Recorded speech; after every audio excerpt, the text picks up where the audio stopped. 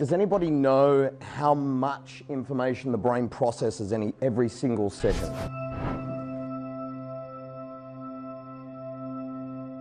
A lot, yeah, a bucket load for want of a better word. So it's 400 billion bits of information, billion with a B, every single second.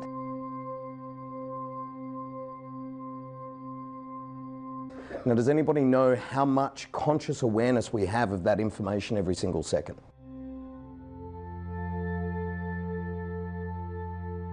Less than 1%. So our conscious awareness is 2,000 bits every single second. And if you can imagine that, that could easily fit into your palm of your hand, or I normally have a tissue box.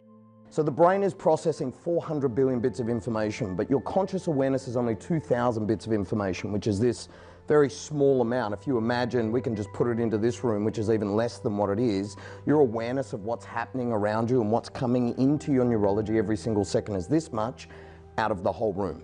So there's a lot of information that you're missing. And that's how subliminal messaging works. While your conscious mind is distracted with something, your unconscious mind is getting all of this other information which influences your behavior on a subconscious level. We're all aware that we have an unconscious mind. Is anybody not aware that you have an unconscious mind? So you've all heard of the analogy of the iceberg, 10% above the water and 90% below. It's even more than that. It's 2,000 bits of information above the water and 400 billion bits of information underneath.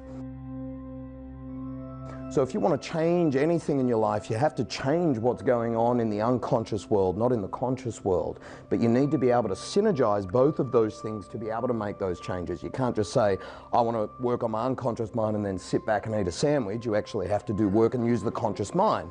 We're all influencing each other every single moment of every day. The problem is that most of us don't know that that's what's happening. And rarely anybody knows how to do it on a conscious level. Does that make sense? So to give you an example of that, try not to think of a black cat. What's the first thing you think of? Don't think of a blue tree. Don't think of a red tree. You can't not think about the thing that you're not supposed to think about without thinking about it. Even if then you want to change and go, no, I want to think of a blue tree. I'm in control, I'm in control. You cannot not think about the first thing that I told you not to think about. It's impossible.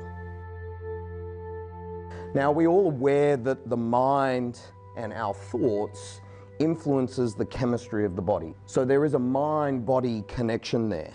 My job today is to direct and influence your mind so that you feel a chemical reaction, so that you have an experience, so that it changes you better for the future. You're fortunate enough today because I'm not a manipulative bastard that's trying to get you to do something for me. I don't have an agenda other than to serve you and influencing you a way that serves the company, and then they ask me to come back and do more work with you. That's my only agenda for today.